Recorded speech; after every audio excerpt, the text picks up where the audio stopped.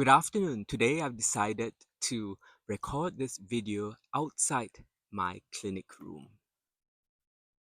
We are all living longer into our 80s and 90s, and that's a gift. But here's the truth. I've watched play out again and again. The doctor who's cared for you for decades will retire or cut back.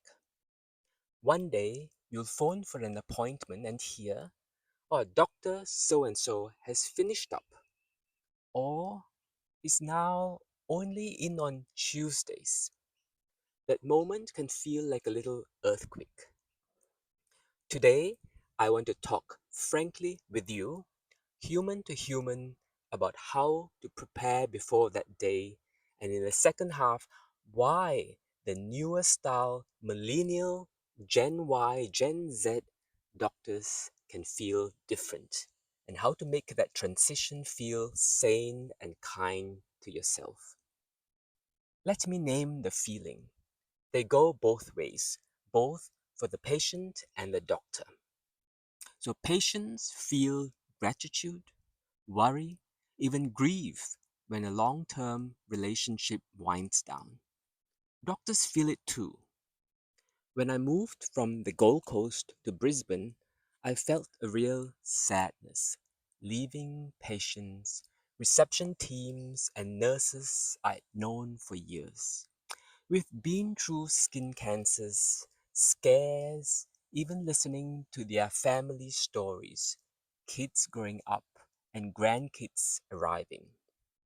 Yes, it's both ways. And it's okay to say, "I'll miss you," and "I'll be nervous about starting again." But don't wait for the goodbye notice. Start the conversation early.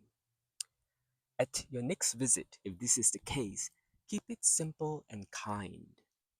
"You're winding down. How can we make my transition easy?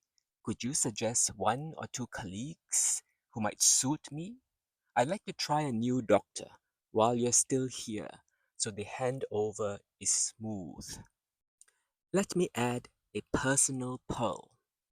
Front desk and practice staff matter more than most people realize. In my smaller clinics, I've worked with receptionists and practice managers who stayed 10 or even 20 years. Patients knew them by name. They knew you. They knew your family stories, your pace. That loyalty and familiarity are part of what made the care feel family. In bigger, newer clinics, there are often more staff, more shifts, and more turnover. Unfortunately, you may not get the same continuity of faces. It's worth factoring in when you make the change. Next step is important. Jot down your essentials when you see the new doctor.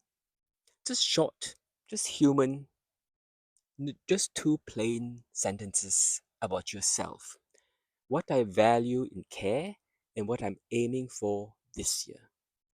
That's what you will use to steer a good conversation with a new doctor. Book a calm first visit, but don't commit yet. Make visit 1 a gentle introduction of yourself and a general health check, maybe a routine blood test or a simple script review. Don't bring an acute crisis to this first meeting if you can help it. And say upfront, "My longtime doctor is retiring soon. I'm exploring a transfer of care." You're not committing yet. That comes after you see how it feels. The 2 visit test drive. So, visit 1, meet, share your short story, do something simple. Visit 2, 4 to 6 weeks later, the action plan, results follow up, blood pressure review, or a simple referral. After this second visit, ask yourself, do I feel safer and more understood or more confused? Your gut is useful here.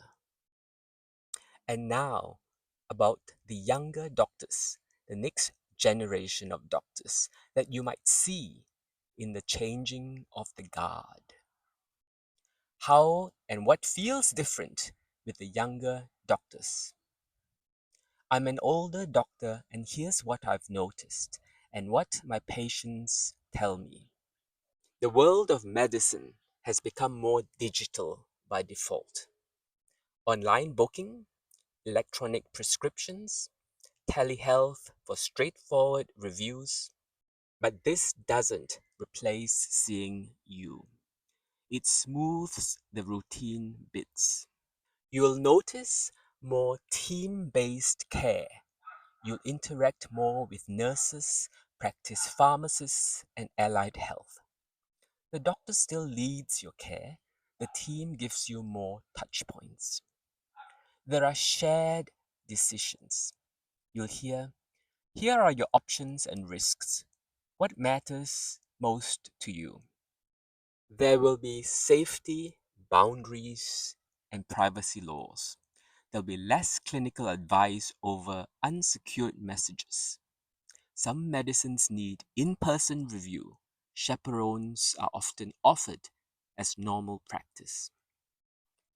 Then your doctors, they will emphasize their work-life balance and rosters. This is a big shift. More part-time schedules, set telehealth days, and larger corporate clinics. It can feel quicker, but more impersonal. Continuity is often held by practice systems and the clinics rather than one familiar face. And here's the uncomfortable truth. It's not much of a choice now. This is the norm in many places. So we plan for it. We set expectations early and make it work for you. Now, the important green flags when you check out the new doctor.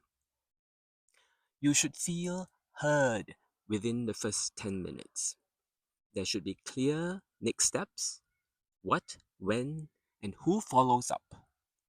Results and recalls explained, how they'll contact you, who to call if you're unsure. The doctor explains the why, not just the what. And the red flags, these are almost common sense. Repeated rushing and being talked over. Vague plans with no time frame. Little curiosity about your history and your priorities. Being scolded, being put down for reasonable questions. One red flag isn't the whole story, but the patterns matter. Choose well. Once you've found the right fit, tell both clinics you're transferring your ongoing care when your current doctor retires. He or she may already be doing fewer days, and access will get tighter. So now you have a second doctor who knows you and the one you'll fully move to when the time comes to attend to you. Ask the new clinic how results, recalls, and repeats will work so nothing slips. And if you've had the gift of a long relationship, a short note of thanks to your retiring doctor means more than you might think. I still keep some of those cards. More and more older patients are getting caught by surprise when their long-time doctor retires or scales back. It doesn't have to be a crisis. Start the conversation now. Book a calm first visit. Give yourself a 2-visit test drive. Notice and watch out for the green and red flags that I've mentioned above. And remember, different doesn't have to mean distant. The next chapter can be organized, collaborative, and kind, just in a newer rhythm. If this helped, share it with a friend in the same season and tell me in the comments what's one thing you want your next doctor to understand about you on day one. That's where your continuity begins.